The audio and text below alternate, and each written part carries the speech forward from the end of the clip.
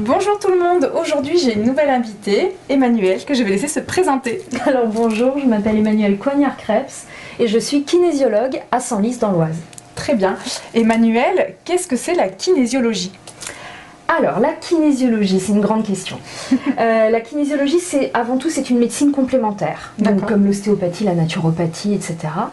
Et le but de la kinésiologie, c'est de travailler sur la gestion et la libération des blocages et de tout ce qui peut nous permettre d'aller bien dans notre vie au quotidien.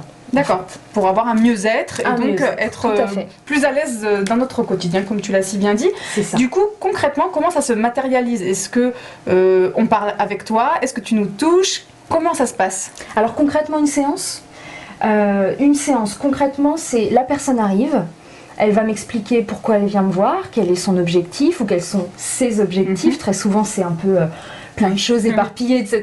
Donc voilà, on clarifie ensemble du coup l'objectif.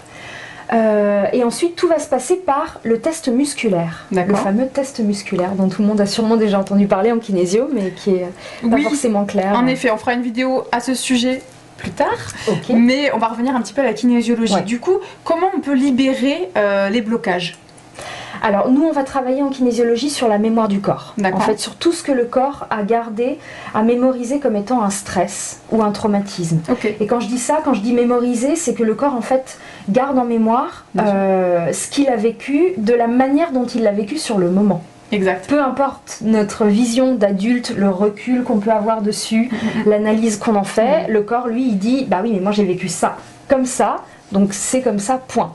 Donc c'est ça qu'on va aller chercher à libérer ou à rééquilibrer ou réinformer parfois. Oui, des fois de le faire passer dans le conscient, des messages inconscients ou inversement, ça peut peut-être libérer le blocage. Exactement.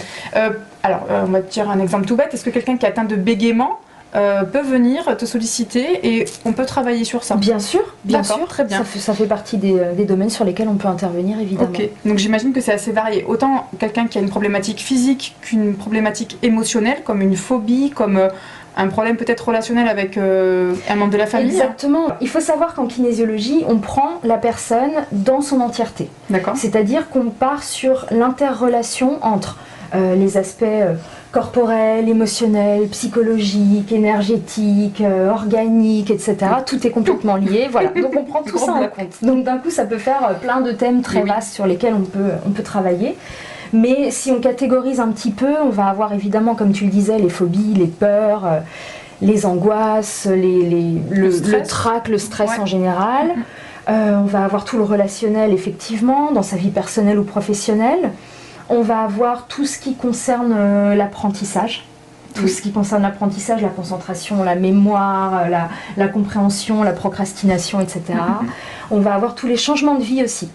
Donc les deuils, les changements d'emploi, les séparations, les accidents de la vie, les grossesses aussi, l'arrivée de bébé dans une famille. C'est pas rien. On va voir un petit peu tout ça. Et puis tout ce qui est effectivement corporel. Ou troubles physiques. Moi j'appelle ça un peu troubles physiques. On va être sur les douleurs, les problèmes musculaires, les tensions. Ça peut aussi être les insomnies, ça peut être les troubles alimentaires, voilà, tout ce qui concerne. C'est tellement varié, c'est très varié. Parce que ça prend en compte l'être, c'est ce que tu disais, c'est très global. Donc en fait, dès qu'il y a un petit truc qui bloque, qui revient un peu trop peut-être, si on a une migraine, on se dit pas on va tout de suite chez la kinésio. Non, mais si on a des migraines chroniques, on va se dire il y a peut-être quand même quelque chose à aller chercher derrière. Il y a quelque chose à nettoyer. Exactement. D'accord. Emmanuelle, combien de temps dure une séance? Alors une séance, c'est à peu près 1 heure. D'accord. Voilà. On peut compter un peu plus pour une première séance, première rencontre avec quelqu'un. Voilà, ça peut prendre un peu plus de temps, 1 heure, 1 heure 30, voilà. Mais après, c'est 1 heure en moyenne. D'accord, donc on a bien le temps de se faire chouchouter quand même, parce qu'en 1 heure, c'est un moment où on prend soin de soi, on vient réparer des choses. Ouais, alors chouchouter, je sais pas.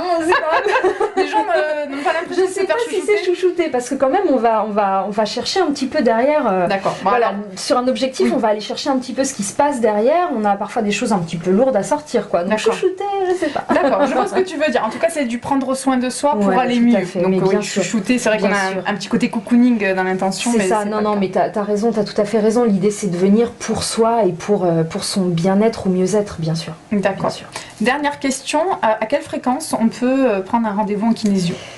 Alors, ce ne sera pas tous les 2 jours ou une fois par semaine, on va pas être sur quelque chose de récurrent comme on irait faire un suivi psychologique par exemple. On va pas être sur ça, on va traiter une problématique et en général en fin de séance, on va tester combien de temps il faut au corps pour se remettre de cette séance. D'accord. S'il y a besoin pour ce thème-là, ce sujet-là, cet objectif d'une autre séance ou pas. D'accord. Mais en général, on va, voilà, en dessous de 3 semaines, on se revoit pas, quoi. Très bien, c'est un petit peu le minimum. C'est ça, c'est entre 3 semaines et 2 mois, je dirais. D'accord. Entre 2 séances. Ok, ça se teste avec le test musculaire? Tout se fait au test musculaire. Bon, on va en savoir plus tout de suite. Ou très bientôt. Merci à vous de nous avoir écoutés. Merci à toi, Emmanuel, d'avoir répondu à mes questions. Merci. Puis on vous dit à bientôt. À bientôt. Au revoir.